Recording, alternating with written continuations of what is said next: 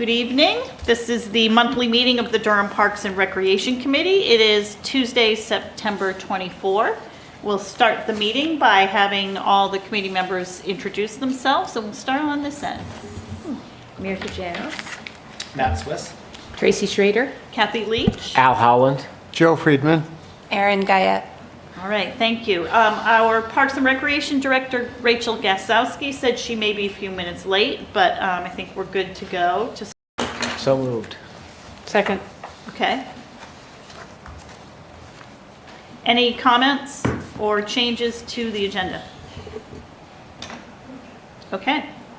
All those in favor of the agenda, are we supposed to raise our hand? No one's on Zoom, so we I can think do we it can this do it. way, We're right? legal. Okay, all right, 1, 2, 3. Oh yeah, Mirta, you can vote because Brian's not here. Okay. Okay, so good. So that was 7. Okay. Okay. Next item is the approval of the minutes from August 27. So we can have a discussion, but first, do I have a motion to approve the minutes? So moved. Okay. Second. Okay. Okay. So any discussion on, the discussion you all had on the housing was excellent. So I feel like we should just play that back again tonight, but no, it was really good. So for the approval of the minutes, for June, we were missing the motion in the second. So it looks like Joe made the motion and Matt seconded it. Does that sound right? I mean, you did go a little fast, so it was hard to kind of figure out. Okay. That's what we're going to go with. And it was approved 5-0. Tracy abstained because she wasn't at that meeting. And then same sort of thing on page 2 when we were talking about the fees subcommittee report. That was a voting item as well. And so what I think I saw there was Tracy made the motion and Matt seconded, and it was approved 6-0. Sound right? Sounds right. Okay.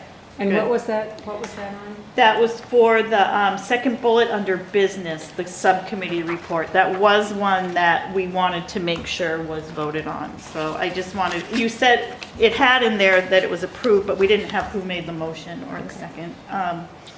And I will probably change some of that statement as well, because I think, Al, you did say that we wanted to present it to the town council. And I took that out because that actually wasn't the intent. The intent was to send it to Rachel, Administrator Selig, and Business Manager Jablonski.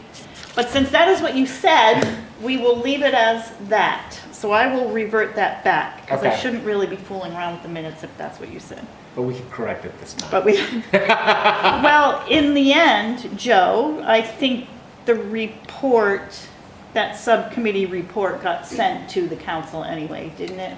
Right. Yeah. We had always said that we were going to send it to the administrator, which we Yeah. did. And Okay. then the administrator sent it to the Okay, okay, so either way it got. Everybody saw it. Everybody's happy, yeah, right. Okay. And I think that, I'm assuming just all the programming? Yes. I think so. Yeah, Okay. I think so, yeah. I might just clarify that then. Okay, that's my stuff. Anybody else have anything?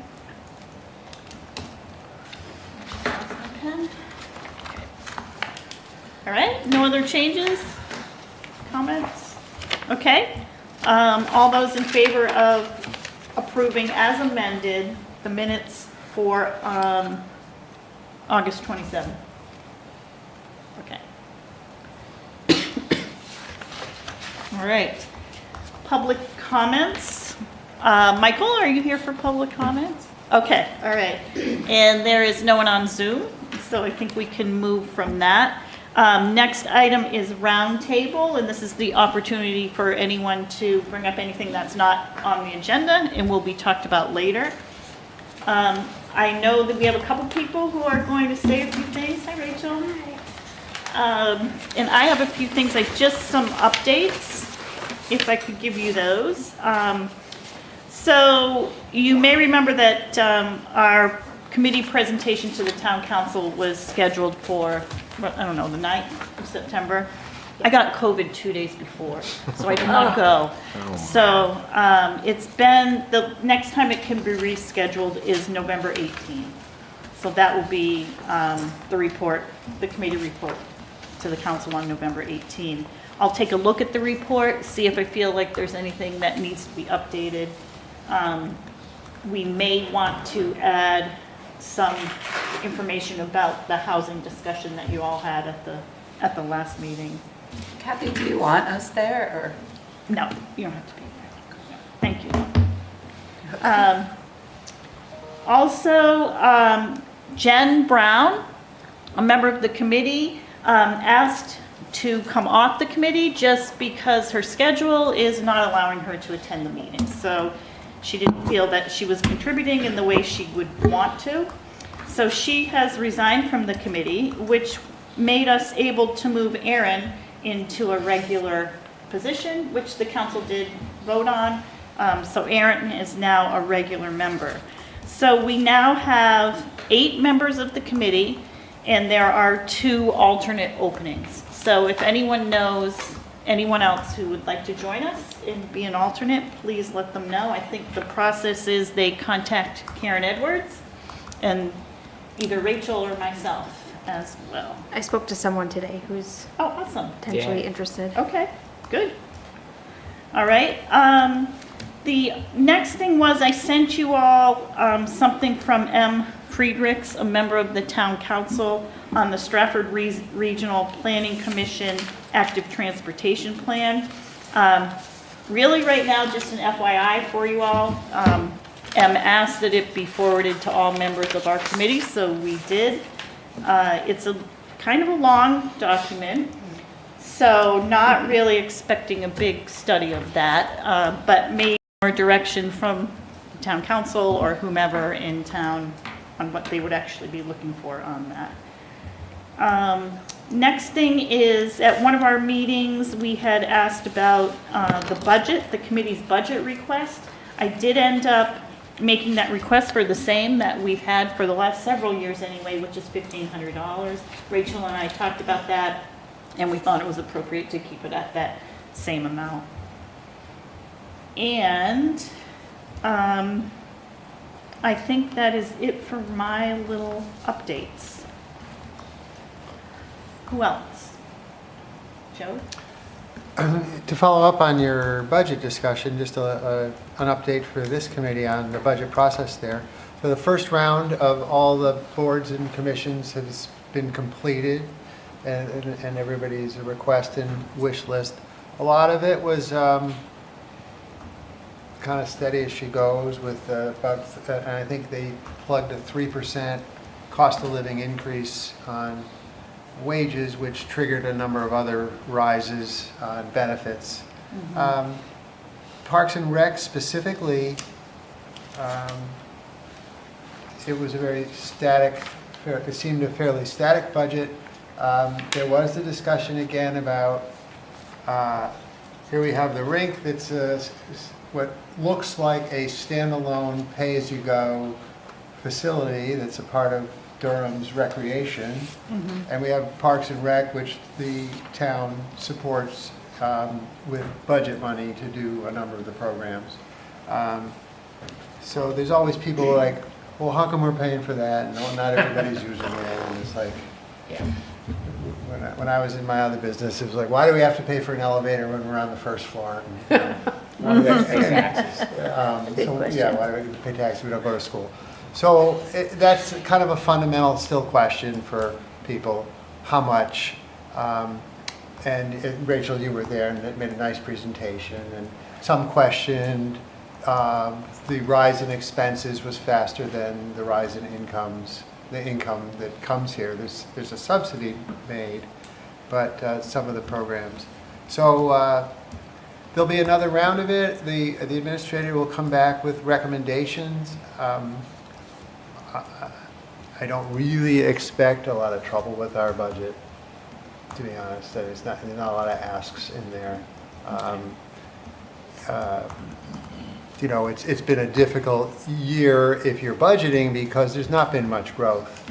And when I say a 3% and the health benefits on some of them go up 12% with the 3% increase, they don't all go up evenly. So absent growth, it makes it more challenging, means tax rates go up if expenses go up. So this will be a little bit more difficult this year. So Okay. that's some of the update on what's going on with the budget, and happy to answer anybody have any questions about that. I did mention though in some of that discussion of the cat tracks, which I think I mentioned earlier with their bikes. And the town is supporting that with revenue to keep the program going. And I'm not sure, in fact, I am sure, not a lot of people know where you can get one of those bikes, how it works, do you have to sign up, any of it.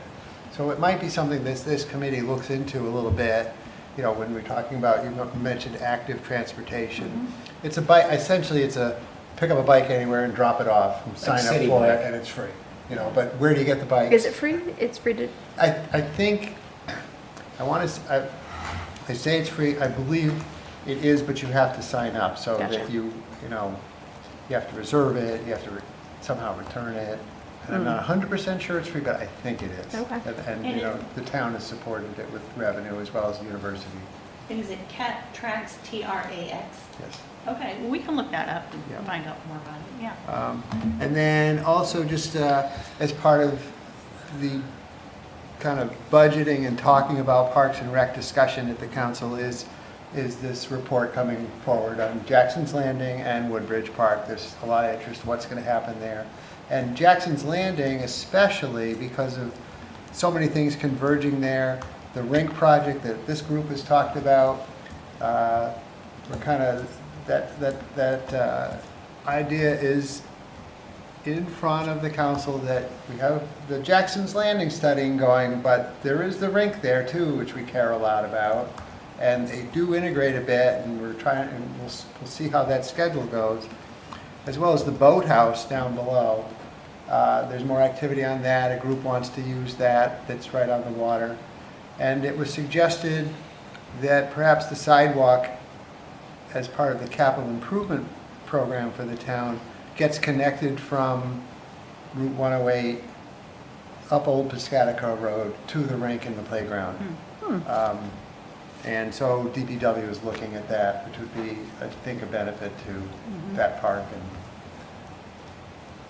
But they're seeing the cost and the benefit, and so that's something that's going on in the budgeting as well. So Joe, can I just wanted to bring that up. clarify that? So there's a sidewalk that goes past Jackson Landing, so Right. that one, It would just be a little connector that you'd be able to stay on the sidewalk to go up to the rink and the playground. Okay.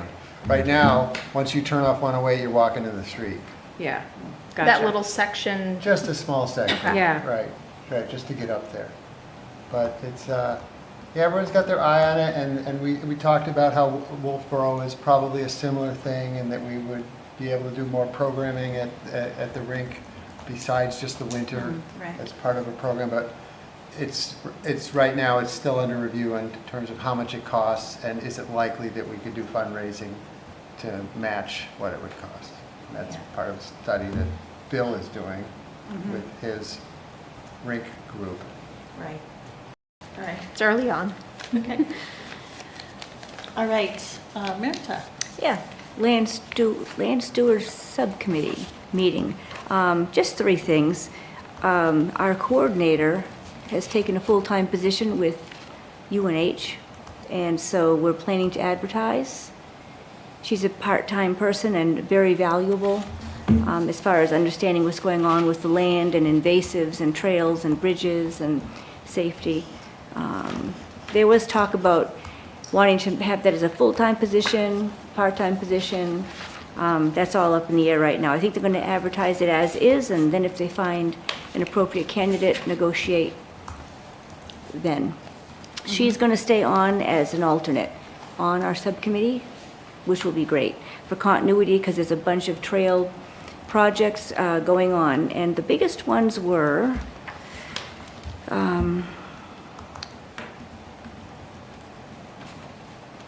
on the Sweet Trail, where there's a historic bridge. And so the discussion was that for now, nothing will be done with this historic bridge and leave it as is, maybe a little side trail to it, maybe with a sign, but there's going to be a new part of the trail forged. It's kind of, people are using it anyway, and a new bridge made further upstream. And the costs were discussed, estimates have been made, and everyone agreed on one of 3 options, which I won't get into all the details of that. But anyway, it sounds really great, and it's going to be upstream of all of the flooding and not impact the historic bridge. And that'll be addressed later. I think that they're going to consult with the Durham Historic Association or the Historic Commission with regard to signage for that bridge, what it was and why it's still there. So that'll be an ongoing project. And then the second trail that was discussed was the Bodette Trail, which I'm not familiar with, but that comes out of UNH, and it goes through Fish and Game Land and onto Ray LaRoche's property and then beyond. So there's signage is going to be put on the road at the trailhead because there have been a lot of near accidents there for people trying to access the trail with traffic, and that's being worked on. And the other thing is that bridge work is needed. And I guess this has been a project that was kind of fell to the wayside, and so it's being brought back up again. This whole bridge is going to require DES permits and wetlands work. And a fellow by the name of John, and I'm sorry I don't remember his last name, had been working on that with DES. And so Marty, who's on our committee, is going to kind of contact John and get that going again, because I guess that bridge washes out every year, a couple of times, and then people just drag it back up, put it back where it belongs, and it needs some more work. So there's a lot going on with land stewardship and our trails, and it was actually a very exciting meeting. Where is that trailhead? The trailhead is near Ray LaRoche's property. On Bennett Road? On Bennett Road. Yeah. And he had been concerned and had expressed concerns about at least signage being needed so that people are more protected as they're approaching the trailhead on foot or on pedal bike. I guess the issue was seeing a couple of instances where children on bikes had near misses with traffic. So how Coming in would and the- out of the trailhead? Yeah, Yeah. kept coming in or going to the trailhead, coming out of the Yeah. trailhead. So warning, trailhead ahead, or slow down pedestrian traffic crossing, Okay. or something like that. Yeah, those details weren't really discussed, but Okay. Sarah's been working on that, and she said signs will be going up. And so to clarify for the minutes, when you said our coordinator, so you're talking about Sarah Callahan? Yes. Who previously anyway, was the town's land stewardship coordinator? Exactly, as a Yeah, part-time So that's who position. that is? Yeah. Mhm. Okay, Yeah, so we'll be advertising for a replacement. Yeah. Which will be hard to find with her qualifications. yeah. So I have to ask, where is the Sweet Trail? The Sweet Trail And is Long Marsh. off of Oh, okay. Long Marsh, yeah. Okay, And it goes through all I've heard of kinds it, of different but- properties. And Dame Road as well. Okay. Cuts through that. There's a bunch, they're replacing across the beaver dams. The boards were really Yeah. pretty bad. So there's a big stack of new wood that they've been putting out there. Yeah. and are those projects, The conservation organizations that might own portions of that land. yeah, Um, okay. In the past, the Rotary has done some work out Oh, there, cool. Yeah. a couple times. How does the walk go? We sponsored I didn't it. go on the first walk, I was out of town. Yeah. And I'm hoping maybe Rachel heard something. Yeah, we had a great turnout. There was about 30 people that showed up for the walk. They had Amy Davis and Sarah Callahan kind of lead the presentation. Mushrooms and beavers were the topics, and because of the lack of rain, there wasn't a lot of mushrooms, but Amy, I guess, did a fantastic job. She had like a little scavenger hunt, and there was little kids, dogs on leash, older adults, like all ages were part of it, so it was a really great event. Definitely not expecting 30 people to show up, so parking was a little bit of an issue, but we were able to make that work out there. And then we have another one coming up on October 6th. So, yeah, it seemed like it was really positive and a good experience for folks. And it was like a beautiful day too, to be out there, so. Yeah, why don't we plug the other two? The Discover Durham Trails, October 6th is the Oyster River Forest, and November 10th is Stevens Woods. Yep, and both of those have some people that are either signed up or interested. We do like an event Facebook post for each of those, so we can kind of see who's interested. And then we have a registration, of course, that's free to sign up. It just gives us an idea Yeah. how many people are there, and then we can also communicate with people that have either expressed interest or signed up. So just to remind them that it's still happening, or any other notices that need to go out. So yeah, it's been really, really positive. Ellen Schneider is going to lead the one at Oyster River Forest, and she's one of the original land stewardship coordinators for the. Anything else for roundtable? No? Okay, thank you very much. Next item on the agenda is an update from the Parks and Recreation Director and upcoming events. Sure. So I know we have a lot on the agenda, so I'm going to kind of move through this quickly, but definitely ask questions if you have any. So our fall programs are underway. If you don't get our constant contact, one actually went out today. It's chock full. We have a lot going on. So we're really busy between after-school programs, adult trips, teacher workshop day field trips. On October 1st, we have 2 big registrations that are opening for us. I hope the system can keep up, but we have our Gunstock ski program. The registration will open for that. We're only doing session 1 this year versus session 1 and session 2, so kind of dialed it back a little bit. But folks will also have and the lessons. So October 1st, outreach program opens with Gunstock, and also pickleball opens on October 1st at 7 a.m. That one 30 crashes seconds. the system sometimes, so we're expecting to have a big turnout for that one. And unfortunately, we will not be able to accommodate everyone who wants to register for that program. We just have the gym at the middle school for 6 weeks, and then we'll be moving over to the high school where we get cut down to 2 courts. So it'll get reduced even more. But we're doing our best to try to get all the court time we can. And we're very thankful to have the middle school to play pickleball for our first fall session to kick off this year. Let's see. Gave the Discover Durham's Trails update, so that was a really positive outing there for our first one. Looking forward to the second one. Did want to mention that there's been some facility changes with the school district, and one of our programs that we've had for 2 years now, it's our early morning boot camp. We have about 22 people that show up for it, some of which are teachers. We were told that they're not going to approve our reservation when custodial staff is not in the facility. Unfortunately, we weren't given a heads up about that. So we had already opened up registration for it just because we haven't had any issues with offering that class. Right now, it's like a hybrid class. They're outside and they have access to the rink right now in case of inclement weather, but they were planning to move indoors, at the end of October. So we were disappointed to hear that because it's only a half-hour difference between when we enter the building to when the custodial staff comes in. So we're hopeful that maybe they'll change their mind. But in the meantime, I was able to connect with the community church, and they have a pretty decent-sized community space, and they were grateful enough to work with us, and they're going to house our program during the indoor time that we need until we can come up with another solution. Well, that's great.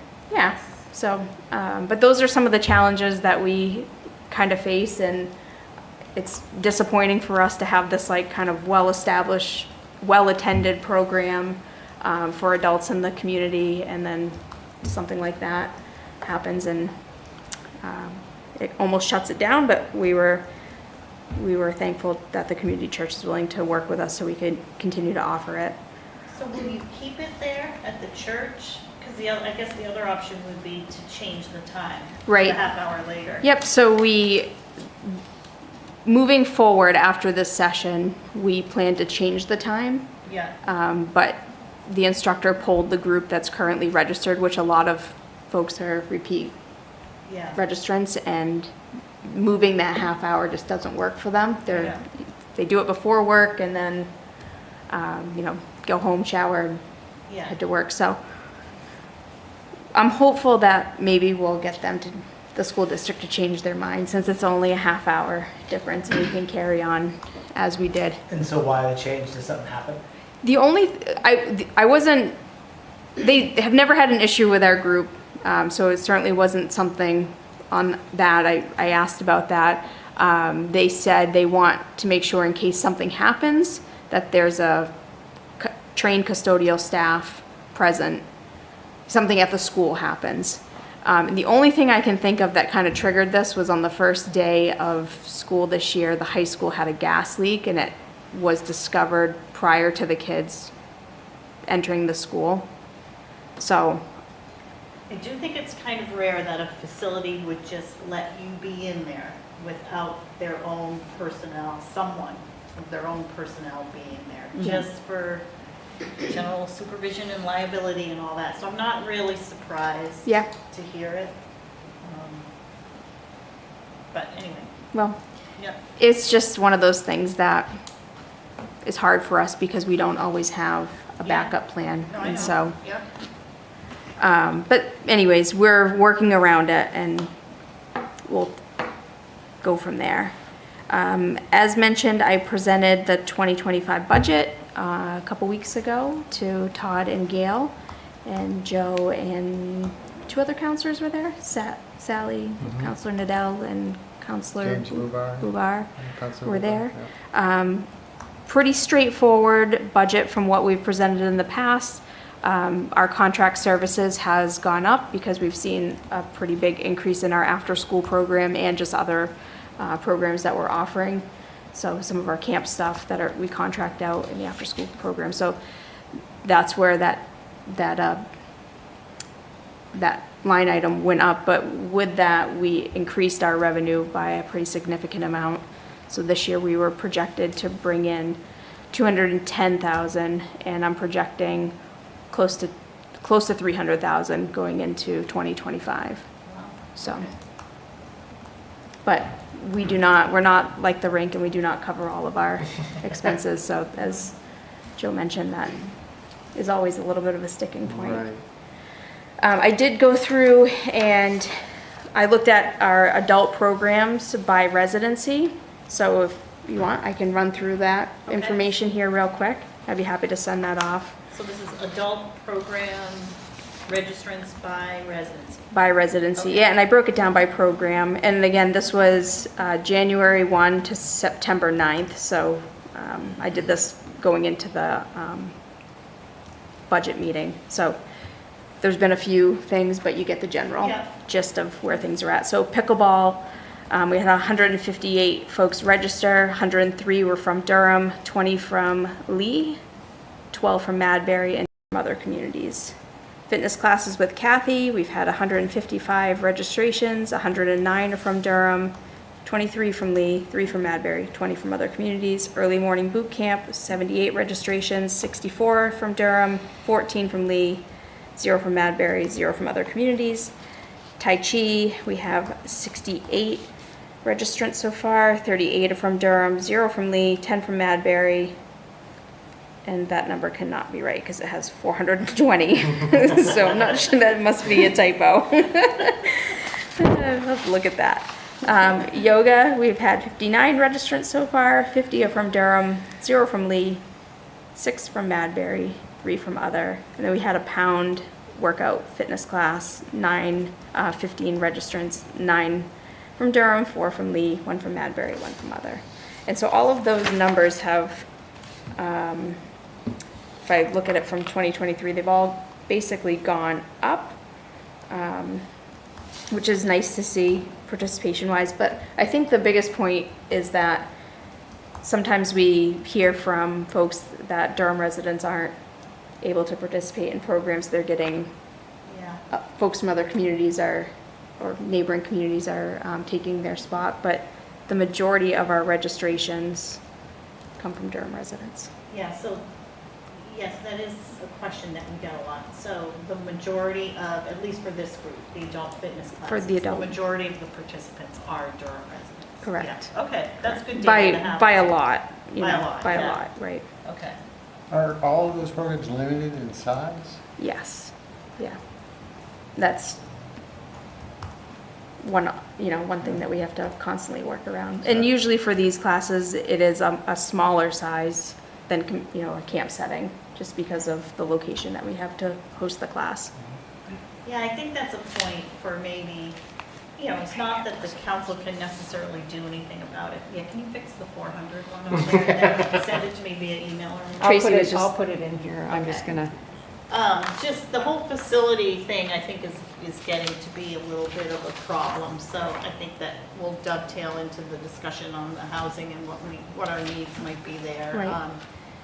But, when people want you to increase programming or increase people, or, you just can't always do it. Right. You know, We have some good ideas. staffing or facility or just- whatever it might be, We are very limited Yeah. in that regard.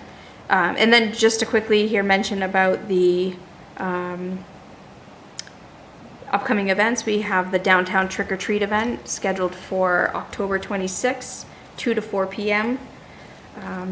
Have a pretty good turnout so far of businesses and organizations and student groups participating, and I'm sure as now we're heading into October, that number will climb. On our Facebook event page, we have close to 700 people that said they're interested in it, so I'm anticipating a really big turnout this year for it. Wow. What day is that, a Saturday? It's a Saturday, Okay. rain date would be Sunday, the 27th, same time, 2 to 4, yeah, 2 to 4. Rachel, do you need any of our help for that? I think we're all set Really? for it. I have several National Honor Society students that, well, they've at least initially reached out. Nothing's set in stone with them, but I'll anticipate that we'll have a handful of them. And then several of the Parks and Rec staff have offered to help out, but I will keep you posted if it Yeah. looks like we could use an extra hand for that. And of course, if you want to just come and Yeah, be part of it, we would love yeah. to have you. And then Frost Fest is scheduled for December 7th, and that's 6 to 8 p.m. Rain date would be Sunday, December 8th, and that time changes just a little bit because of Sunday, so it would be from 5 to 7 p.m. if we have to bump to the rain date. We've involved Clark's this year to kind of be a little bit of a food vendor, like out in front of their business, so they're gonna do like a big mac and cheese kind of, a little bit bigger than a sample size to hand out, so that will be a nice addition to have. We have a lot of like snacks and hot chocolate and s'mores and cookies and things like that, I'll so be there. it'll be nice to have some mac and cheese out there for everyone. That's great. Yeah, so that's what I have for an update, but if you Okay. haven't got our constant contact, like I said, it's jam-packed full of so much stuff, it's great, pretty excited. All right. Thank you very much. Yeah. Got a lot going on as usual. All right. Next item on the agenda, we're moving into, actually, I will take that. We're moving into the business, Which the one? numbers. I gave it to Tracy. Okay. All right, moving into the business portion of the meeting. The first item is a presentation from Sally Tobias from the Housing Task Force. We have scheduled 30 minutes total, so about 15 minutes for Sally and then 15 minutes for us. And as I mentioned before the meeting, you all had an amazing discussion about this at the last meeting. So I would just say continue with that because I thought that was a really good discussion you all had. So Sally, if you are ready. Sure. Thank you for being here. Yeah, no problem. I've been here a lot. Yeah, I'm sure. So anyways, yeah, the Durham Housing Task Force has been tasked with, finding out about the availability and what types of housing we have in Durham. And I think everybody in this room could tell you what kind we're missing. But we did pay for a housing needs assessment from RKG, and they did it, and we have presented that to the council, and it's out there for anybody that wants to see it. And some of the information that we have in here, just some basic demographics and some basic numbers are coming from that. We are reaching out to our community boards and commissions because you're a captive audience, and as part of our outreach, we want to hear what Durham residents think about various aspects of housing and how to tweak zoning in the town of Durham. And so that's why we are coming here, and it's easier to get you all here since you're coming here anyways, versus I don't think you would all come on a Saturday afternoon to the town hall to watch, and we just get the same usual suspects, so to speak, and this way we do it. So, so we talk about workforce housing.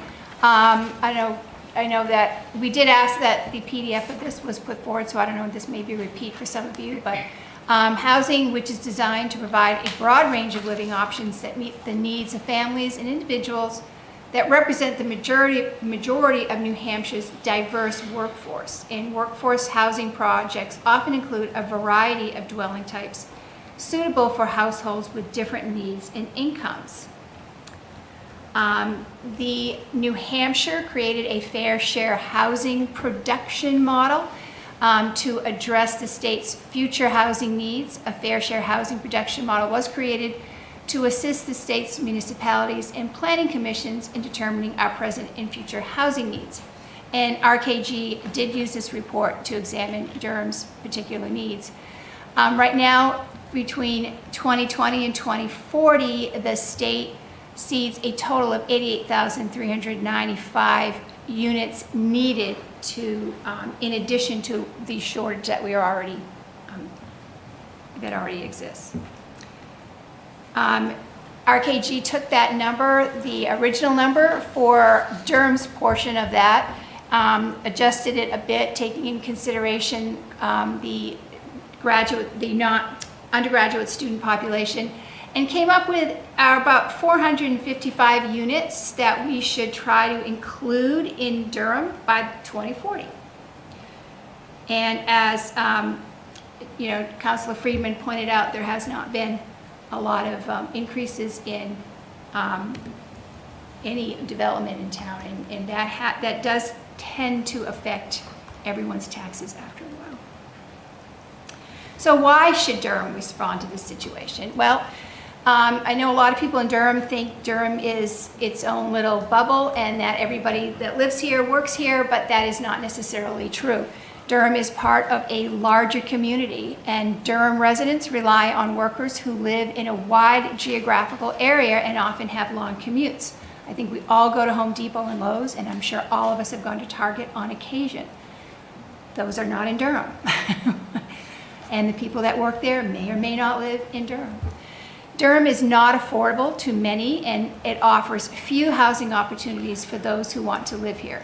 We have plenty of over 55, and we have more than enough undergraduate student housing, but we are missing a certain type of apartment and rental opportunities for everyone else. Durham suffers from a lack of growth and a lack of diversity. And to bring it back to Councilor Freeman, we are stagnant as far as our growth in Durham. Many residents feel Durham has a moral responsibility to help alleviate the housing crisis. And I certainly do feel that we have a moral responsibility. Our master plan, the 2015 master plan, our vision for 2025, which is right around the corner, Durham provides affordable housing opportunities in safe, healthy, and dynamic neighborhoods for working families, the elderly, professionals of all ages, retirees, and students. But we are missing certain types of housing for some of those individuals. This is coming from the RKG report. This is information that they got from the census report. This shows the demographic trends by age from 2011 to 2021. And you can see that number in green were increases and that in red were decreases. I think we can all understand, we became very aware when the college, when the undergraduate housing opened up downtown.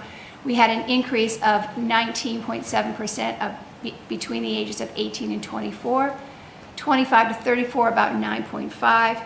Then we started to see some dramatic decreases. 35 to 44 decreased by 4.9% or 39, and 45 to 54 decreased by 47% or 649 individuals.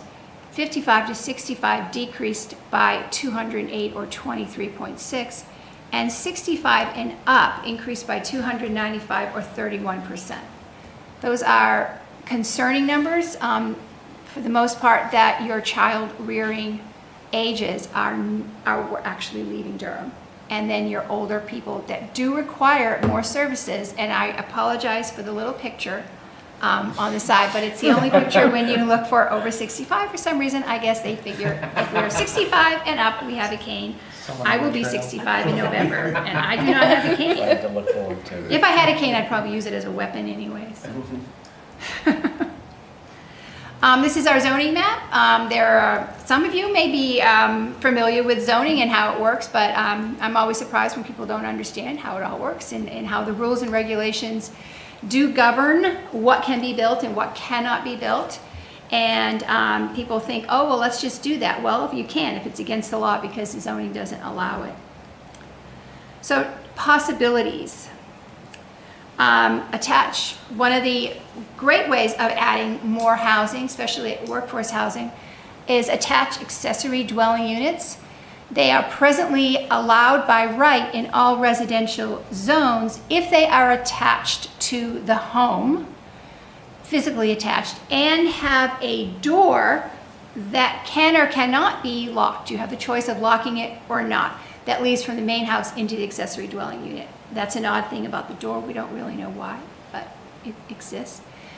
We have that by right in all our residential zones, and that's because at the state level it's allowed by right. Detached ADUs are currently not. That would mean if you have a garage or if you brought in a modular system for an accessory dwelling unit, they are not allowed in RA, which is your residential A or your residential B districts. We consider allowing them. If you have a detached garage, why not turning it into an ADU?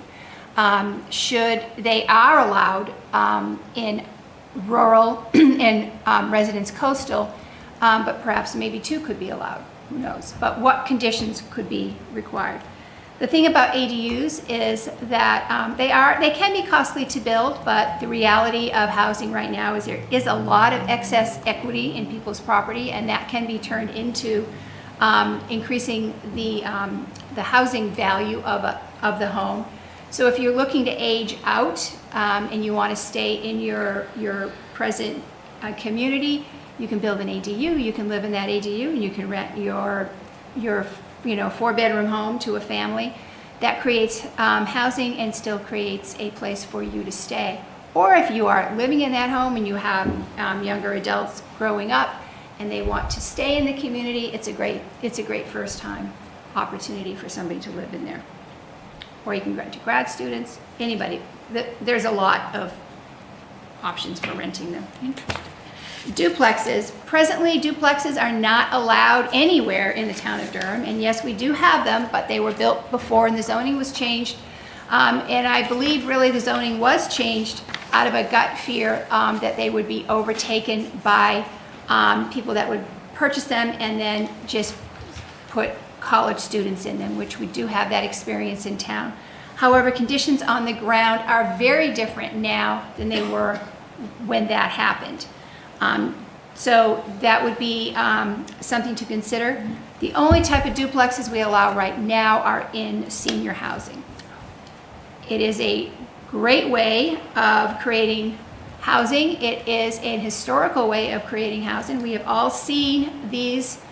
We go to Dover, we go to Exeter, we've all seen them. Manchester is full of them. They are a great way for a person to buy the building perhaps and then rent out, or to create a smaller, more dense home, and they are not new. They have been around for a long time. So could we allow them again in Durham? Cottage courts, should they be allowed? They are small, very high density, little houses. They are not tiny houses. They are actually built, stick built on foundation, but they are built around a neighborhood court, similar to the ones, actually they are exactly what the famous Randolph development on Back River Road in Dover, they are cottage courts, and they work out really well. Where should we put those? Would you want them in your neighborhood? Would you want them in RA? Would you want them in RB? Multifamily residential is much maligned in the town of Durham, and it is not allowed anywhere. You cannot build any multifamily housing anywhere in Durham except in senior housing. The reasons, of course, is the fear that they would be taken over by students. There are, however, ways of controlling that, and I think if you were to look at the present amendment that is at the planning board, they would show in there, there are some examples of how we plan on controlling that situation. Hey Sally, Uh-huh. was there a law passed that said that if you allow something for senior housing, you also must allow it for?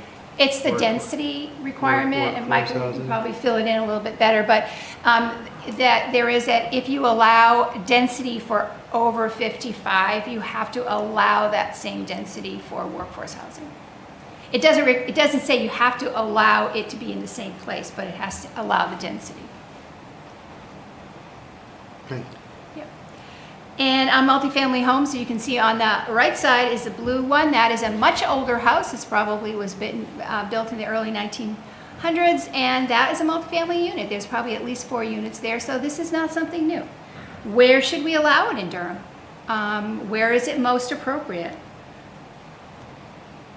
Again, there's some shots of multifamily, different looks of it. I mean, you know, what something looks like is sometimes very subjective. The conservation subdivision. Right now, that is the primary form of residential subdivision in the community. The number of units of the conservation subdivision is, you take the usable area, meaning that land that can be built on, and you divide that by the minimum per dwelling unit for each district, and you must round down. So if you are in RA, that's 20,000 square feet per unit. RB is 40,000, which is just under an acre. RC is 150,000, which is what, 3 acres? More, yeah. And rural is 150. OR, which is office research, is only 4,200, which is very high density. And Moodor is 40,000, and Orley is 150. Common open space is required in all of our subdivisions, and in the amendment at the planning board right now for workforce housing, it does have required open space actually higher than these numbers. So that is the percentage of usable space per zone. So you have to say the usable space plus all the unusable land. So should those numbers be changed? Maybe create a more dense. It's going to be developed anyway, so instead of creating 9 homes, why not create 19 or 25 or 100? Single-family home density, Durham allows very low density. Rural zone minimum lot size is 3.5 acres. Residence B is just under an acre, and Residence A is a half an acre. Should we look at those? Greater density and infill. Should density be increased? We certainly have there are certain places where we probably could create more density and create more infill housing. Again, on the left-hand corner is some houses that have been around, so this is not a new idea. It's been around for a long time. The ones on the right show our projects actually in Dover, where the one on the bottom was actually 2 family homes. They subdivided the land and they turned it into, I believe, 6 units now. And then the one on the top shows where there was a single family home. They divided that lot, and you can see the green one in the back is on the old lot, and then actually now I believe there's another third one back. So they took one one city lot or one residential lot and turned it into, instead of one home, 3 homes. That would be considered infill. The central business district, we hear this all the time. People say, well, you got to build in the central business district. Yes, we know, that would be great. Right now, though, senior housing, multi-unit is allowed in the downtown by conditional use. Mixed use with residential is allowed by conditional use. Presently, all the multi-unit that we do have downtown is undergraduate student focus and intentionally built for students. They are not necessarily that appropriate for younger, single people that are no longer students. They're certainly not appropriate for families to be living in. I know we do hear that people say, oh, people can live there. Well, they do rent. They can rent to anyone there, but they haven't found that it's a very popular place for people that are not undergraduate students that want to choose to live in those facilities that are there now. We have been asked, like the Housing Task Force has been asked to look at how we can create some housing downtown, and we're going to be beginning to do that investigation because there are many challenges. But we do need to increase the vibrancy, and we need to encourage more diverse business in the downtown. Durham's downtown has been a challenge for a long time, and I have put a lot of effort into it. Al Howland has put a lot of effort into it. Rachel has put a lot of effort into it at various times. It's a challenge. It's a very difficult challenge. Sally, you have 1 minute. Okay, All right. Final thoughts. What do you think? And I do have your pictures if you want me to throw them up. All right, thank you, Sally. Right on time. So I think what we had talked about was that this committee would use this time to talk about recreational related things for this. And that perhaps any individual members of the committee who had more global thoughts or comments, Sally, you could hopefully provide another way for us to do that. But so for, again, about the next 15 minutes, if we could kind of turn our attention maybe a little bit more back to that discussion that you all had at the last meeting in terms of what information can this committee give to you for input for the future of housing in terms of how it relates to recreation. So you all did a great job at the last meeting, but I think some of the things that definitely came up was how do we leverage the new developments to provide the community with the services that either Rachel's department already does, or more outdoor space or facilities or whatever it might be. So why don't we just kind of talk through that, everybody bring up their ideas, and then Sally, you can kind of let us know the best way for us to move that input forward for you. Yeah, you just share what you would like to see, what would Okay. be helpful, and I'm going to write down whatever you say. Okay, all right. Al, would you like to give it a start? Yeah, I will, because I mean, Rachel, we've just brought it up with our programming, and it matches up with your demographics. So your demographics showed that from 35 to, 64, we've shown a decline in population, and that's the kind of housing that we're really looking to add. But when we looked at our programming right here, the kind of programming that we really would be targeted, particularly pickleball or anything else, that's where we don't have space. And so if we're going to add housing, how does Parks and Rec get, facilities that we know we can count on? Because right now it's kind of troubled. How do we add facilities in those that would meet the demand of that demographic? And it goes for the type of housing that you're going to build. So if you're going to build housing for families, you think you'd want to at least identify recreation programs or spaces that would be appropriate for young kids, to follow up on what Alan's talking about. And whether it's a connection through sidewalks or to a park, or they build their own facilities, but I think this group would like to see recreation considered in new developments. What are the amenities? And it's very hard to tell developers you have to build a gym, for instance, that may or may not get Right. used. But a daycare center, they have to provide outdoor space by state law. So there's somewhere between you have to and we'd like to see Yeah. outdoor space and recreation space, because you can't always be outdoors. So you're saying, why, this is probably just repeating what everybody's been saying, but, you know, you go to a lot of the apartment complexes and they have community centers that people can rent out for parties. They're big enough to do a yoga class, a small fitness class. I don't see why you can't just tell a developer that they have to do that. Why, I mean, Well, you're balancing things. You want spaces to do bikes, for instance, which they did on Madbury Road, because we want to encourage walking and bicycling and not have cars parked. If you're going to increase the density to downtown, you got to make accommodations for that Yeah. then. and this is maybe a little off topic, but when I was just got on my bike trip, I mean, I was so taken with the bike paths in Italy that went from town to town to town, and all along at regular intervals, there were picnic tables and playgrounds and fitness centers and skate park.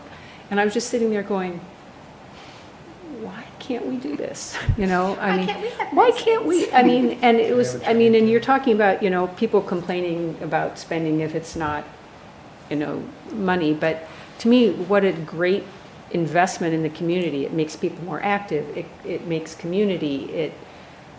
They were used. I mean, we're biking and people are at them, and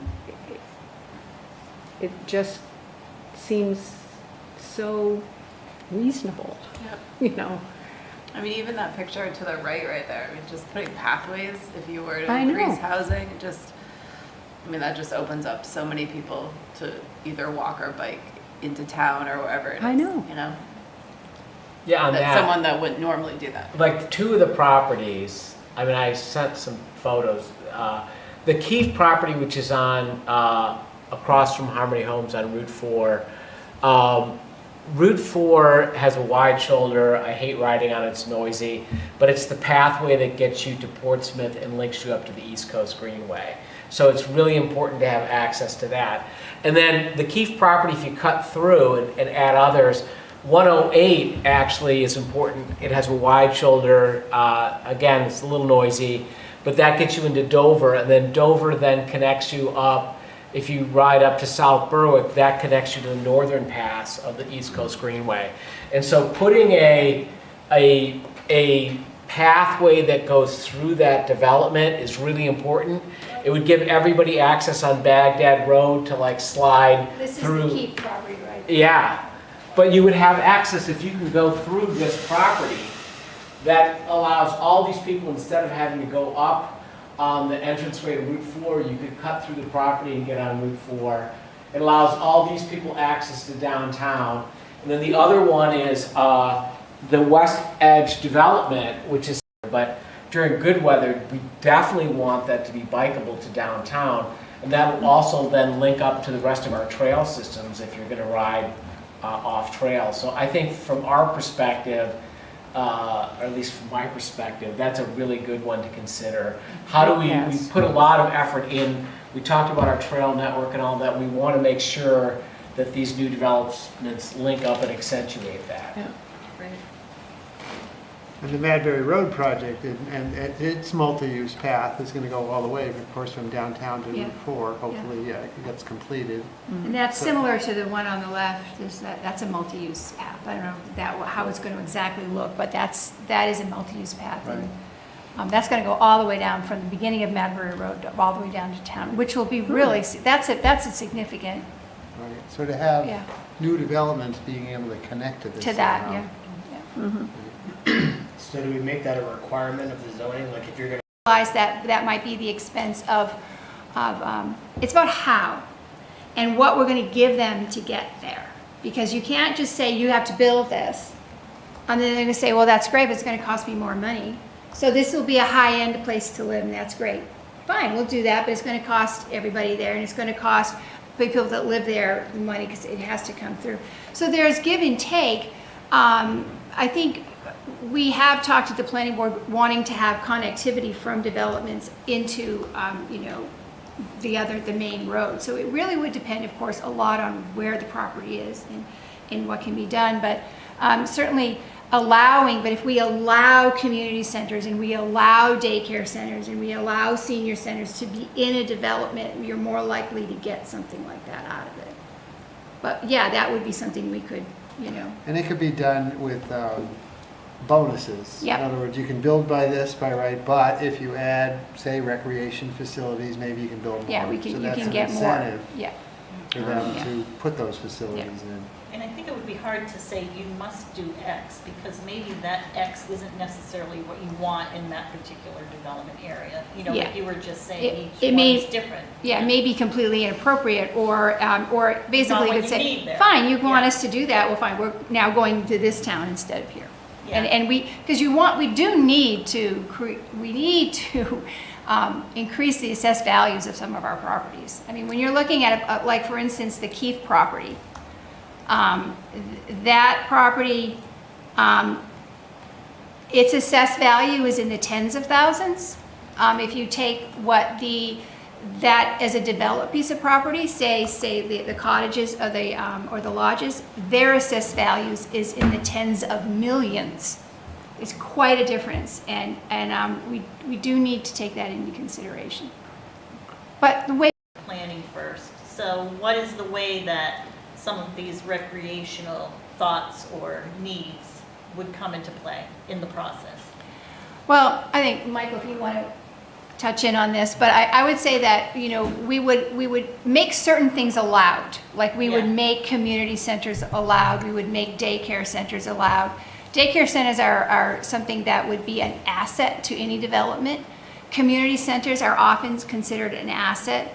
But again, of course, it's going to cost them, so there could be something that we would have to give them would basically be more density, so that they could build more and then sell or rent more, depending upon what we're talking about. And then we could encourage it. I mean, how the process of give and take. So this is Yeah. Michael Barron, the town planner. As town planner. Well, it depends on the site, the amount of open space, and the project. So obviously, the more units there are and the more preserved open space, the more opportunity there is. The obvious one that often happens and is relatively easy is passive open space trails. And with our subdivision regulations, we require that a substantial amount of the gross parcel area be permanently set aside as open space. We haven't had a lot of conservation subdivisions, unfortunately, because our allowed density is very low. But we do have a proposed workforce housing, and what kind of parcel becomes available if the Keefe property, for example, became available. I think that's the largest developable lot in Durham. It's 117 acres, and it's pretty much vacant except for one single-family house. And with the proposed housing ordinance, it requires 60% of the gross parcel be preserved permanently. So, and it allows for pretty high density. So, in that kind of situation, it's clearly the developer is going to need to and be required to provide passive recreation, so a series of trails through the open space. And in fact, there's clear language about that in the ordinance. So I think in a project like that, we would certainly see it. And it's in the developer's interest to do it. And it's not that expensive anyway. You've got to set aside the open space. You may as well create the trails. And we've seen this at lots of sites in Durham, like Riverwoods, for instance, created a lot of trails.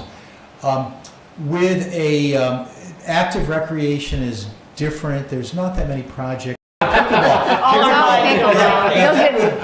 That would be a good thing, if we could negotiate something like that.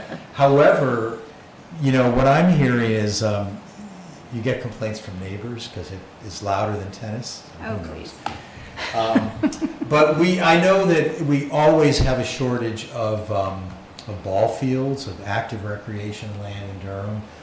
It would be great if somehow, as part of a project, we could leverage an arrangement, negotiate something where a developer is willing to allow the town to use some land for. Or perhaps also enter into some kind of partnership with them. I think, you know, the council could take into consideration of maybe participating in it, giving them something, creating a TIF where they can create more facilities on the property.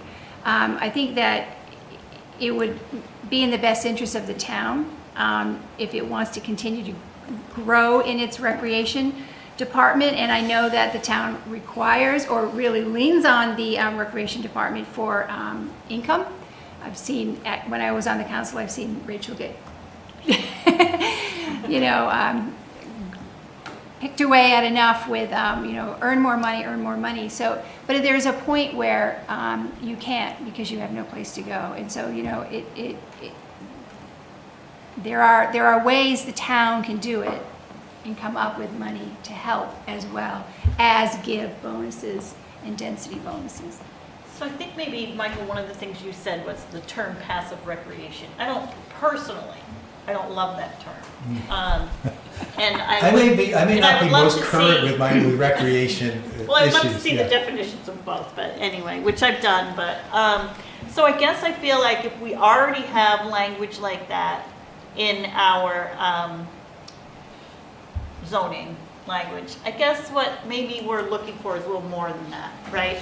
Like we've talked about the trails and we've talked about connectivity, and that is definitely something we are very interested in. But you know, there's more going on now. It's, you know, the facilities, everything else. So maybe just thinking about how could that language potentially be just beefed up a little bit, you know, not just presenting to a developer passive recreation trails, but what else you got? You know, what else can you do for us? And honestly, I think that I think it would be a benefit to if a developer can really put on their project something that we can then say, hey, look at the benefit to the town. All these young families will be able to do X, or, you know, those of us who are a little older will be able to maybe do this trail or whatever. I think it might help sell it a little more to the community.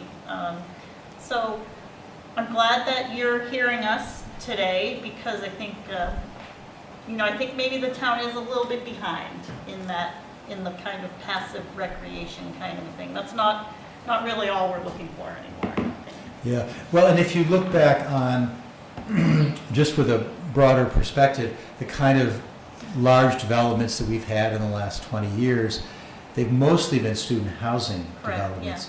Yeah. And the large developments we've had in the core areas, I don't think there's really been a recreation component to these at all. But in a number of the complexes and further out areas, the cottages and the lodges are the two big ones. Yes. They do have a pretty good recreation component. You know, Yeah. they have bicycle racks, they have volleyball nets, they have some trails. But it's not they have community. barbecue pits. It's not but for the you're community. right, it's all Yeah. for the residents. Yeah, which is fine. And the other thing is too, all the big student developments, all those students are going to have a pass to go to, you know, campus facilities to use their recreational facilities, which are not really, we don't really have privy to use those as, you know, as a town. So that's not really helping us a lot. So the new developments that are going to go in that are not student based, we are going to add to our load of the recreation department. So we want to make again, the lowest hanging fruit is the trails, but I think we're looking for more than that. We're looking for like more facilities that'll help us accentuate the programs what we know that are really popular. And So, yeah. as Tracy mentioned, it maybe wouldn't just be beneficial for Parks and Recreation, but maybe someone can just rent a space for a party or Yeah. whatever they Yeah. might want, you know? Yeah. Yeah, I mean, the two easiest things that you see most often these days, and Rachel might have more insight on this on a bigger picture, but, you know, the two things that you see most common is open space with trails. And then, you know, you have benches and you know, picnic areas and that kind of thing. And then the other one is on larger projects, you'll see a community center. That's a significant investment, but if you have a lot of units, developers understand they need to have that. that adds a lot of value. We're not seeing a lot of what I would call active recreation. I'm sure there's a different term these days, but as I say, not tennis courts, basketball courts, and not even ball fields. I don't know why that is, but I think where we do have with this housing ordinance, if we have this potential with a large development, and maybe there's a chance there that something like ball fields are, they're not as expensive. I don't think they're as expensive to create as tennis courts, and maybe there could be some sort of a lease arrangement if it's open space anyway. Maybe a developer would be happy to work with the town and let us use space. I don't know, maybe we build a ball field, they let us use it for free and we maintain it. Yeah, I think those are all good ideas. I think it's just, and I'm glad you're bringing them up, and I think those are just things that, okay, we haven't seen these things in the past. Well, maybe it's because we're not asking for it, or we're not trying to see what's the give and take that can happen. We also I don't have understand big a developer projects is in not Durham. just going to spend all their money on something. I get that, We haven't built anything in Durham since the student facilities, and they were a completely different thing. And to be quite honest with you, Durham has not had a history of thinking out of the box. I want to just go back to like what you had said about the indoor facility space, and it makes me think of the Mill Plaza, and I know no one really likes to talk about that, but there's this box, and that space was designated for recreation. That might win the community over a little bit more, to know that now this development's going to happen here, but this designated space that's already basically for recreation becomes a community space. Now it's walkable to the schools for the kids, it's downtown, and it's more than, the community's getting a little bit more out of it. So I think that kind of goes back towards thinking outside the box. And we're not just thinking about your department, but as recreation as a whole. Right. Yeah. All right. And a lot of it is, other than, as I say though, because every site and every project is different, it's rare to see specific requirements. You may sometimes, there's some places, they will have in their site plan regulations, for every unit that you create, or every lot that you create, you have to have X units something of area for a ball field or square footage of it. But that's unusual, and it's not very flexible. But where you have a big project, there is an opportunity to negotiate something. Right. And I think depending on the project, this committee could potentially be helpful in saying, all right, well, given where that's located and given what's around it, given the needs, maybe, this is what might be most appropriate at this site. Can you do that for us? Yeah. Well, it also shows, you guys are expressing a need that the town has for facilities.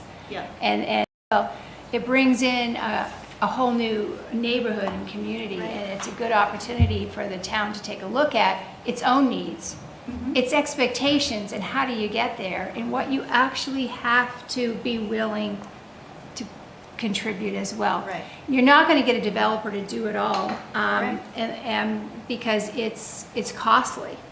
We can't require them to do it all, but we can encourage them to do it all if we give. And there is a give and take, and there is a partnership, I think, if the council were more conducive to it, to realize that there are things that can be done that would be helpful to a developer and to make it possible. And that perhaps if Durham wants this amount of recreation, and I think the market is there for it, there needs to be some give on it. If and when we get some big projects, and there's potential, but not a lot, we will definitely engage on this issue. Okay. That's great. Thank you. Any other questions or comments? Thank you very much, Sally, and thank you, Michael, very much for being here. Thank you for having me. Yes. Be in touch if you have any other questions. And again, all of you, if you want to provide input to the Housing Task Force that is not necessarily related to recreation or this committee, you obviously are welcome to do that as well. Is there on the Housing Task Force website, is there an area for people to do that, or what is the best I way? think probably to email either Michael, if they Okay. say I have something, and then he can get it to us. Okay, all right, thank you very much. Thank you very much. All right. The next item on the agenda is Rachel's. She's going to talk about the Wagon Hill Farmhouse and Barn project update. And she sent us an email today about it. Was everyone able to see that? Yep. Yes, okay, good. All right, so we have the basics. Yeah, so I just, Carolyn Singer, she is on the HDC, I believe? Historic District. Historic District Commission? Yeah. I'm not sure. Is she on the You're correct. Now, she's also new someone now said on the land stewardship. Yeah, land stewardship. Yeah. Anyway, she has been a big person to spearhead the renovation project that's happening at Wagon Hill Farm, and it's through various grants that she's applied for. And so there's, as part of that email, I don't have it off the top of my head, there's different sums of money that the town has acquired through grants. And so basically, she came to chat with me to see like what our thoughts were about the different options that are being, or have been presented as part of the renovation. So if you had a chance to go through that, there's, the three options. One basically is just to renovate the house aspect of it. The second one would have a little bit more bathrooms, sprinkler system. The barn would be renovated so it's 3-season. And then there would also be someone like a caretaker that can be in the housing part of it as well. And then the option 3 would be, really to make that barn, and the renovations of the house, but to make the barn a 4-season facility that can be used. And so we chatted about, just like where Parks and Rec is at and what our thoughts are. Would we support something like this? And certainly, from a perspective of needing facility space, we certainly, I support the barn being renovated. Do I see it as something that like the after-school program moves over there and summer camps move over there? No, I do not. Obviously there's parking restrictions and we're pretty well established at the schools and want to continue to be able to use that. It's just obviously simpler to have kids right there. Wagon Hill Farm's beautiful, but it's off the beaten path a little bit. But I do think it offers us an opportunity to expand programming, specifically with the adults. There's times where we can have programming in a space like that we otherwise would kind of need the school to use, but we are limited on times that we could use the school. It sounds like Rich from Public Works in the CIP was kind of shooting for option 2, which is the 3-season barn renovation.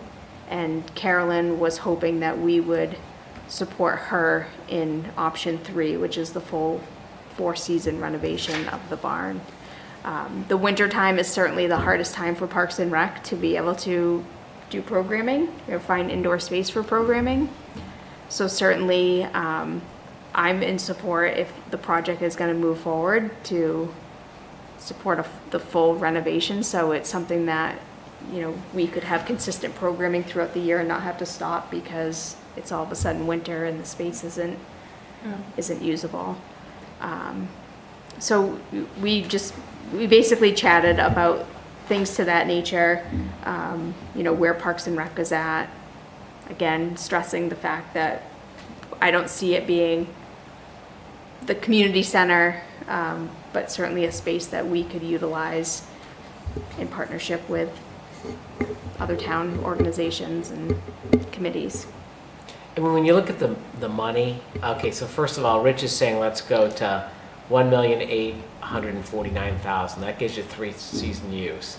For less than $200,000 on top of that, Yeah. you get 4-season use in bathrooms. I don't mean, this is like a classic example of being penny wise and pound Right. foolish. If you're in, go in. Right. Spend the 2 million. The one thing about developing 4-season space with bathrooms, if you build it, it'll get used for sure. Yeah. It's like but if you make it 3-season, my nightmare scenario, let's only spend 850,000, and then 2 years later and go, we should have spent Shoulda, 200,000 coulda, woulda. more. So I would say go. They're all gonna go over by 20% anyway. I know. Yeah. I was actually a little confused because I read that and I'm like, okay, one, I was like, why is there even a question? I think, I have a big question. Who's paying for the gap? Where does the money for the gap Primarily come? tax dollars. I think So there's So it would be our tax $700,000 that's already raised for Right. mail chip and the other. So Right. they're saying at a minimum, it's 800,000 to just stabilize the interior as well as the exterior, but it doesn't give you a whole lot. That was the so-called option one. Yeah. So going from option one to option two is 200,000, and from Yeah. option 2 to 3 is another 200,000. Yeah, so it So goes that's, from that's 400,000 from kind of what at a minimum to do to the maximum to do. So the option 2 is the midway point. I'm not saying I'm in favor of it or anybody's in favor of it. There seems to be a recommendation that they're looking at.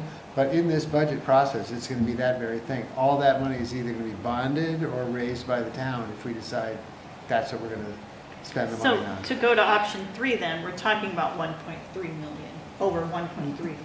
So that would be. That's the gap. That's the Five. gap. So that's a $2 million total Yeah. investment. But what the council would have to decide to bond or raise is, if you go with option 3, 1.324 Correct. million. So I'm a little uncomfortable with that as a person. And so that's why I'm not sure where I stand on this help. I totally get what you're saying, but, I mean, obviously, because we've just talked about it all. But as a committee I don't know how, do we really want to recommend something where we're just going to say, sure, Well, raise our especially if taxes we're for going to come 1.3 at million? this later and say, we really want Jackson's Landing to not only be a rink, but we want programming space Yeah. off-season, those other 3 seasons. Why don't we just use the rink? We got a playground next door, it's closer to town, it's connected to town, and so Yeah. it's a nice historic house with a nice room, but how And does that help? Carol and I did speak about that. I did mention the fact that, our priority is to have a community center at some point. And right now, there's a project in the works at Churchill Rink that potentially could become more of a community center. And for me, I support that as a priority. And when But we do talk, But the rink, the way that things are set up at the rink is that the rink has to be able to support something like that. So I think does it right now. my vision is that changes a little bit, I guess. I mean, And that's yet to be discussed, And do we feel like this would happen first yes. before anything? Wagon Hill renovation would probably happen more quickly than maybe the rink project would. if it's renovated, would it be a rentable venue, like a wedding venue and that, that it could generate So revenue? once that conversation is started, and the first thing that comes to people's mind is, Parking. okay, how much parking do you Right. need Yeah. for Yeah. something like that? So that there's some room up there, but a lot of people are opposed to adding much more parking. Well, in that one field that's Sure. not that far to walk back to the barn. Right. It definitely changes things if you're doing a wedding every weekend there, Well, then you don't you're. have to. No, you don't have to, but the town would have to be prepared to potentially have a lot more requests. So, So I mean, the town is going to have to bond. They don't. I mean, I haven't done the budget in a while, but you don't have $800,000 sitting around burning a hole in your pocket to do out of the general fund. So to me, option 1, I would be against right off the bat. It's just to renovate the building and not get the barn is just it doesn't make a lot of sense to me. Right. It doesn't. At that point, I would be let's sell the building or do something like that. It doesn't make sense. At the very least, make the barn 3 seasons so you can use it. again, you're going to bond this, you know, and it's going to be a 20-year bond on it. So the cost will be spread out. Interest rates just so happen to be going down. So again, if we're going to go into this project, I would not support option 1 at all. I would be against it. At the very least, option 2. But again, it's on a 20-year bond, 20 to 30-year bond, $200,000 to get a finished thing. You can do the math, but it's not that much money, and it's going to cost you more if you ever come back to do it again. Exactly. So, I mean, I would push for 3 because it's not that big a tax impact on people.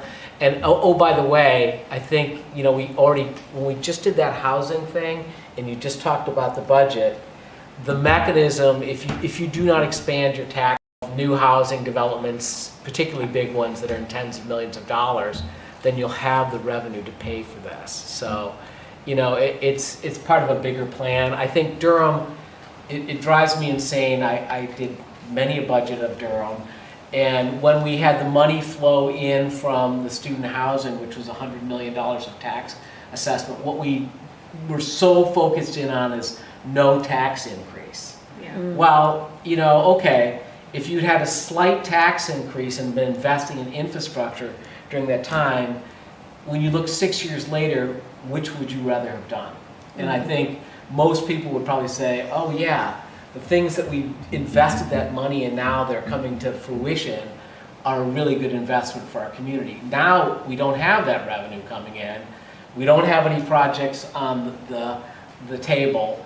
So we have a really constrained tax base, you know, and then we have needs that we want to add. So again, I think, you know, option 2, it would be my least option, but my suggestion, and I think Marianne Humphrey, who used to be we used to actually have an economic development director in Durham, and at least 4 or 5 years ago, she said that Durham had to add $150 million of property just to really keep our tax rate flat. And we haven't done that. And so, you know, I think to get things that we want in the community, whether it even be option number 1, which was what, $800,000 we're throwing in, then Durham needs to really take a strong look at like how to expand their tax base to pay for it. So that's my budget. So where is this now? Joe, you mentioned something about the CIP. Is there anything in the Right. CIP for 2025? Do you know? So about this? whether it's going to be in 2025, I'm not 100% sure. Okay. But That's what This- Rich said. is think he definitely said that. a major consideration in the capital improvement Okay. budget of which way does the council go? How much support?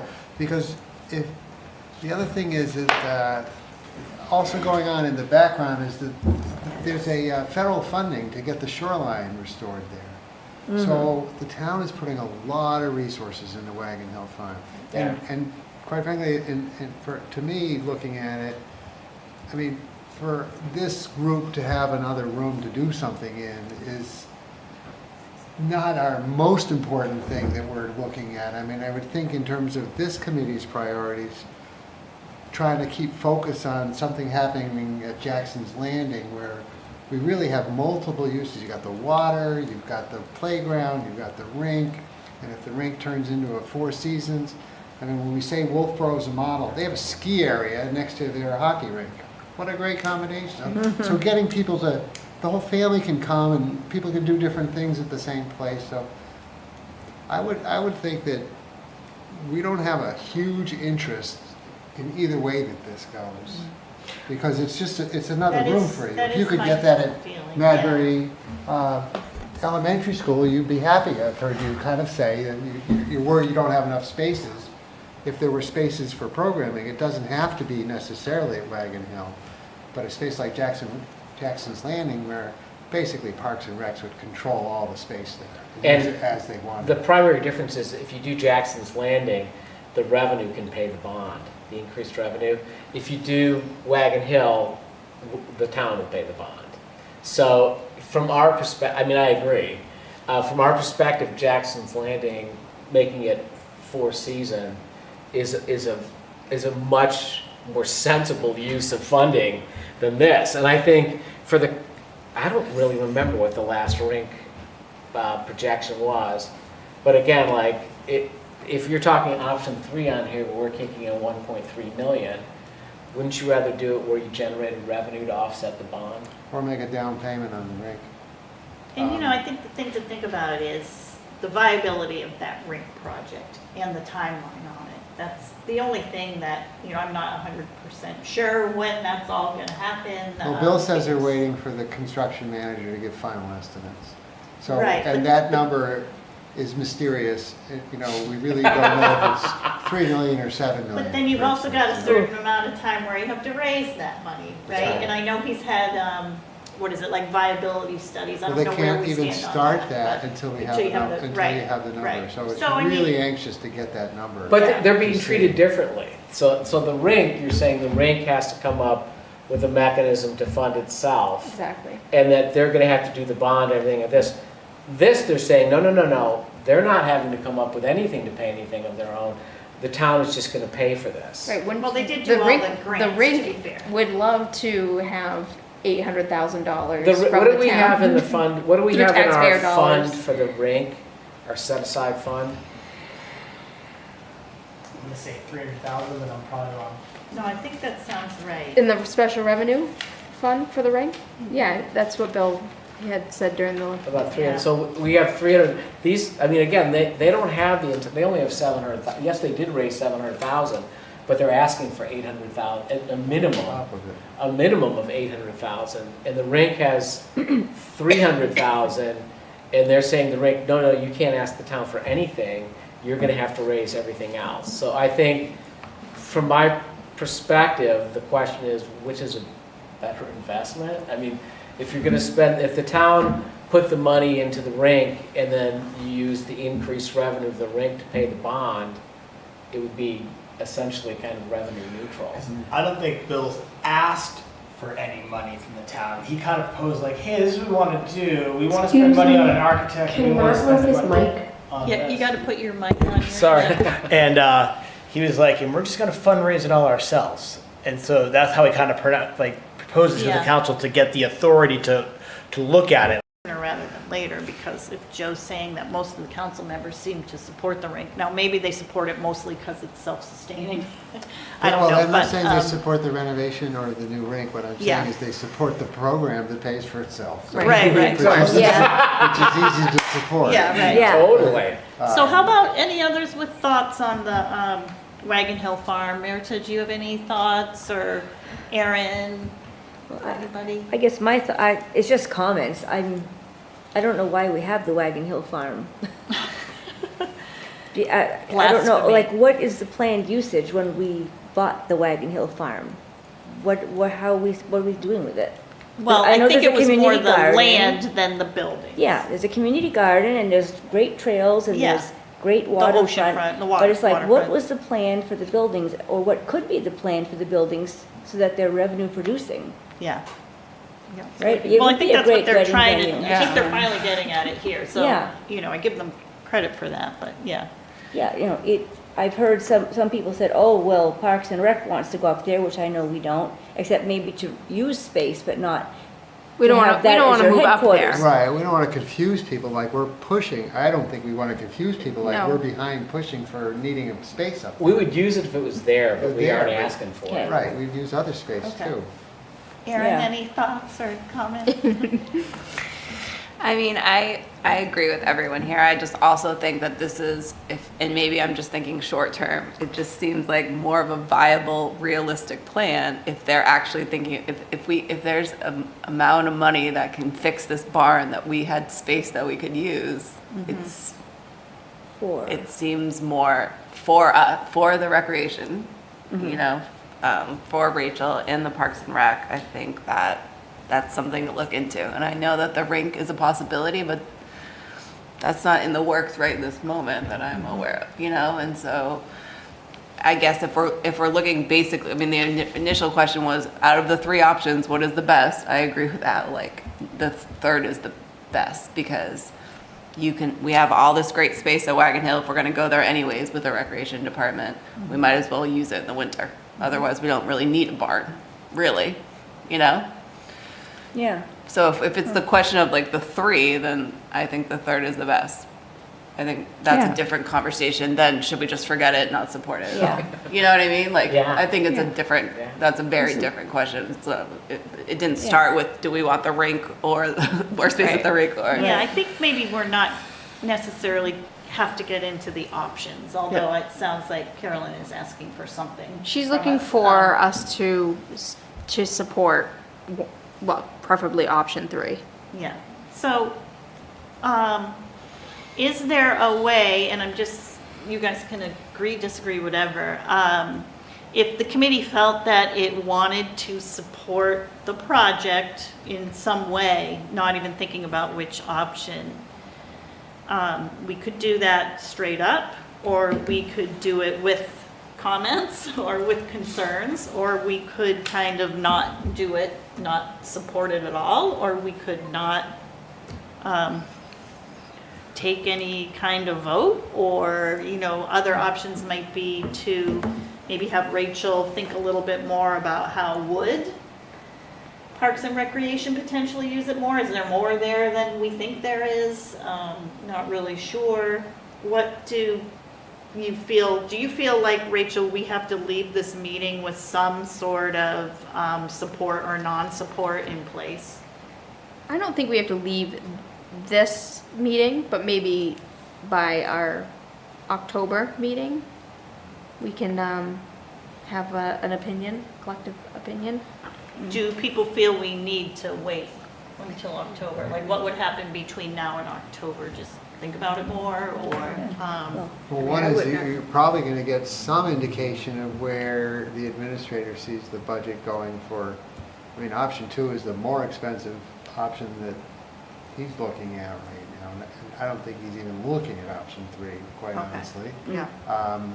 And it's like, well, isn't 3 seasons enough? Because once you get into winterizing, now you're plowing for parking, and this is a whole bunch of other maintenance costs. What do they see this space being used for? It's what I would ask. Aside from us, yes, we may do something like you have like that camp out or something.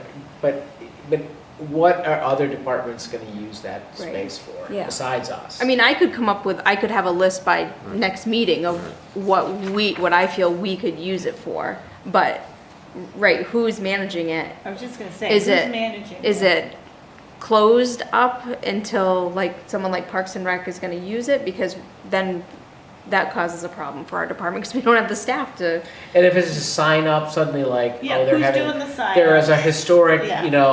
reenactment or something, and like, we had our, so I think I would want to know a lot more who's going to manage it and who else is going to use it besides just saying, okay, because it's kind of right now a blanket thing, well, this is for Parks and Rec, and we're saying, well, who else is going to use it?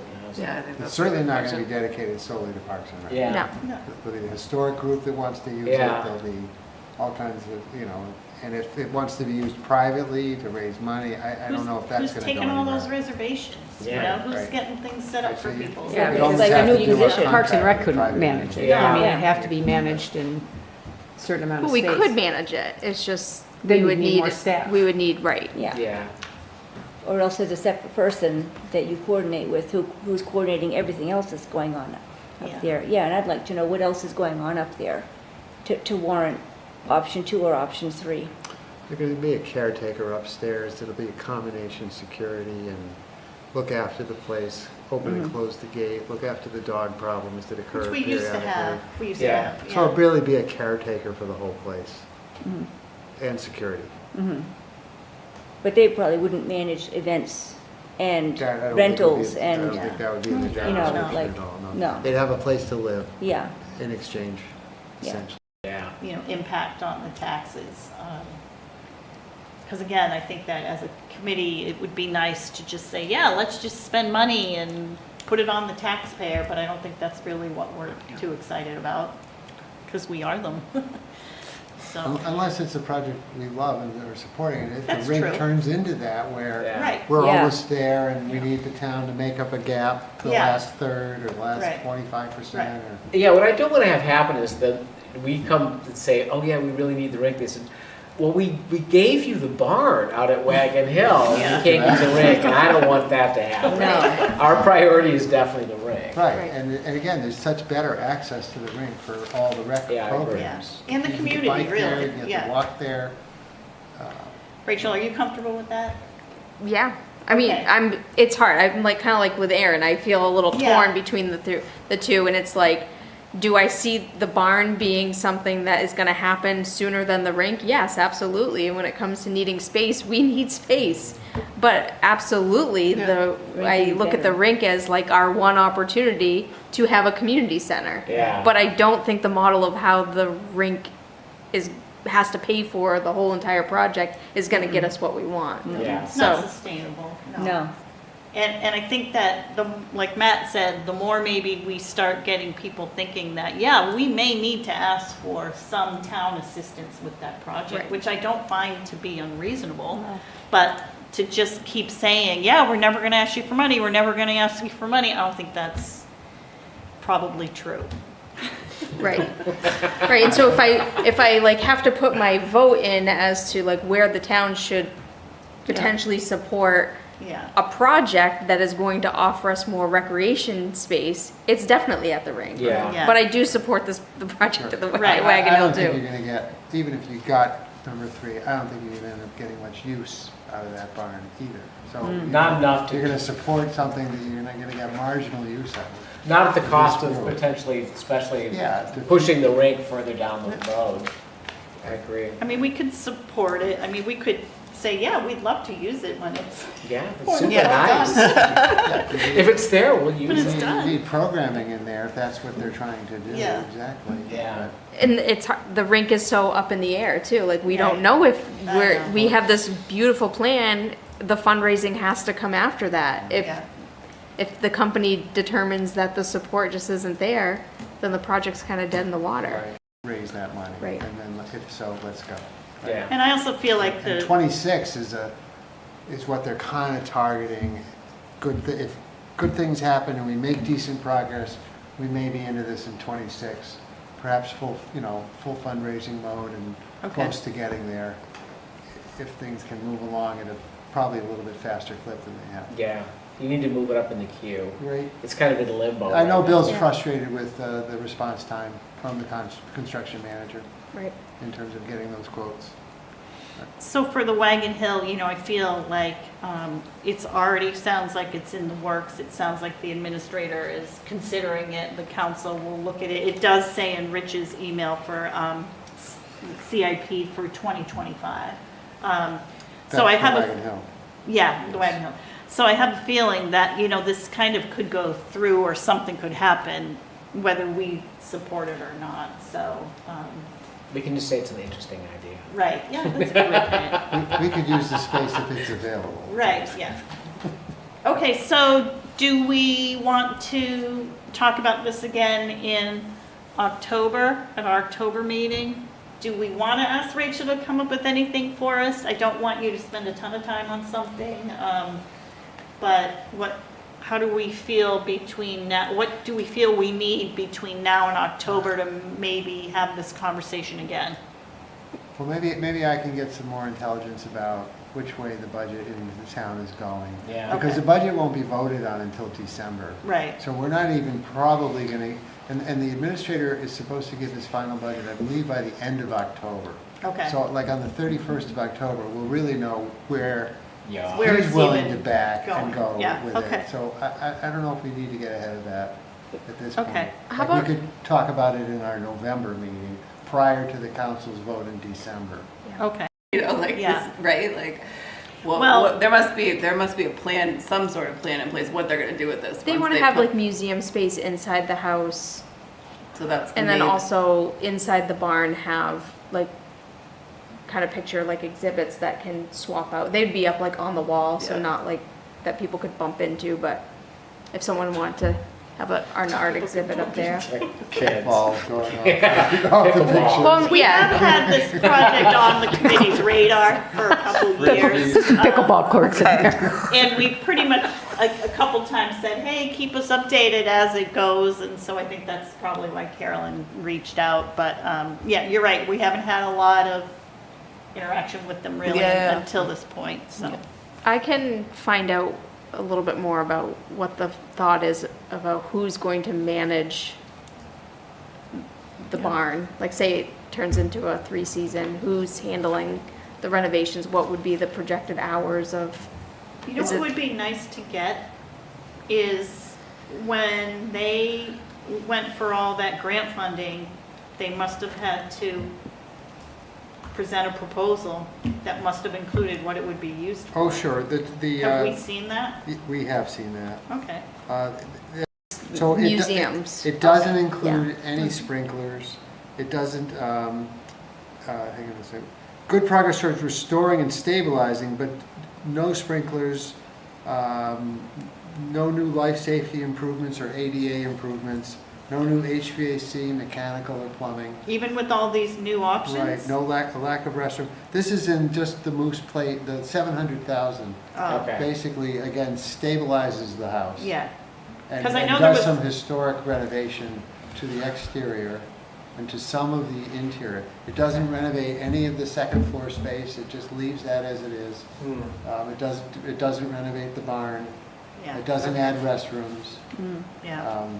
no air conditioning, no So life there's- safety. So as soon as you want to start putting people in there, you have to have the Right. sprinklers. Yeah. Now, a nice thing happened was when the water line went in there, water capacity was added to Wagon Hill to perhaps able to will do help that. on that sprinklers. But right now, it's just a stabilizing project that some people want to take further in Okay. renovation. So the grant was for, let's get this thing stabilized. And historic, keep it historic. And When keep you it drive by, historic. it's historic. Okay, and so then the rest of this is just, hey, while we're at it. Well, Let's- the administrator does seem to want somebody to be a caretaker and to use town resources to renovate the second floor for the caretaker to live there and then look over the farm and Okay. and keep it going. And then this third option is, okay, we'd like to use Full it. blown. Yeah. Okay. It's, you know, and get in line to who's going to use it. Okay, that gives us a little more Yeah. history, so thank you for that. Yeah, thank you. Yeah. Okay, can we move on from this one? All right, so we're going, I think Joe's idea is a good one, where probably on our October meeting, we may not know yet where the administrator sits on it or where it's going. If we do, we can talk about it in October. If not, we'll wait and talk about it in November. Does that sound reasonable? And that'll be prior to the December voting, hopefully voting on the budget. Okay. Okay, thank you all very much for that. I appreciate it. And thank you for looking over everything that Rachel sent to us today on that. All right, we're late today, so I'm going to just quickly do Oh, yeah. the next item, which is the UNH ARC project update. And I know that you all got this, but I'm just going to go over the bullet points so that our viewing audience will know where we are on it as well. So this is the project, the research study that is looking at Jackson's Landing and Woodridge Park, and also a little bit about recreational programming. And it includes a needs assessment and a population survey that went out on June 1. So this update is from Michael Ferguson, who is the lead person from ARC. 1,000 reminder postcards for the survey. 60% of those distributions, you might remember they had a person actually going door to door and doing those. 60% of them resulted in physical contact with homeowners, which is significantly above average. So, I don't know, I guess we're all just hanging around in our houses all the time. But, and they said the interactions with the residents were overwhelmingly positive, with significant support for Rachel and Durham Parks and Rec. So now the data collection phase is complete. So they're moving into the data entry, data cleaning, and report preparation phase. And Mike says this is quite time consuming and will extend into the new year. And they don't release any data, halfway through or a quarter of the way through, which we totally get that.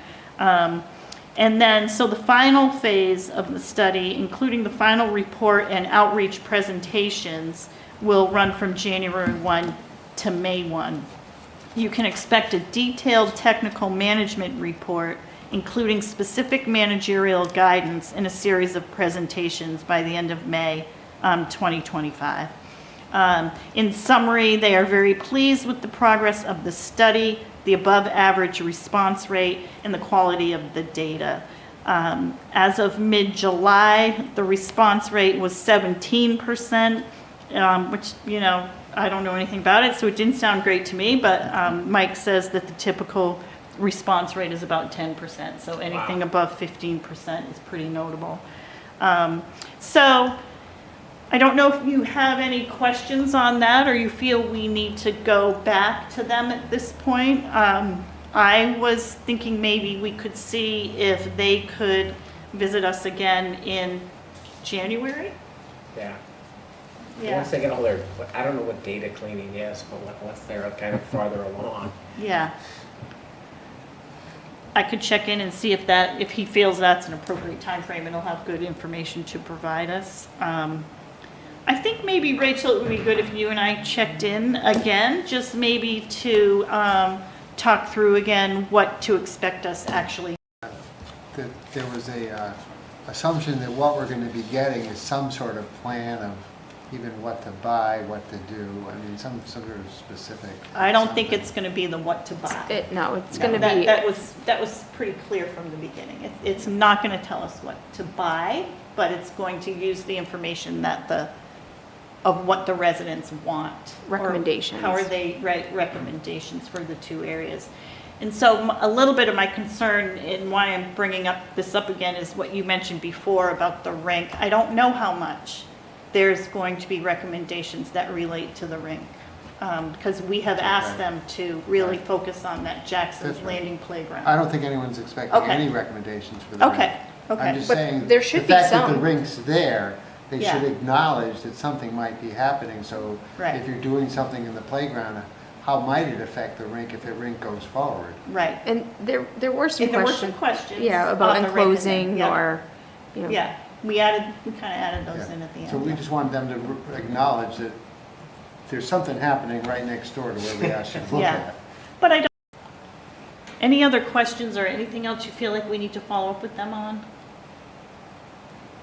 Okay, so I'll let you know, we'll get in touch with them, see if January's a good time, or maybe even December, we'll see, for that.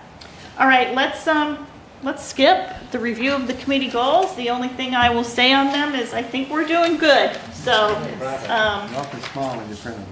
Oh, come on. Wow. they look really good when they're It's like an small. eye test there. Wow, Your iPhone? What is that? wow, I would not have been able to read that at all.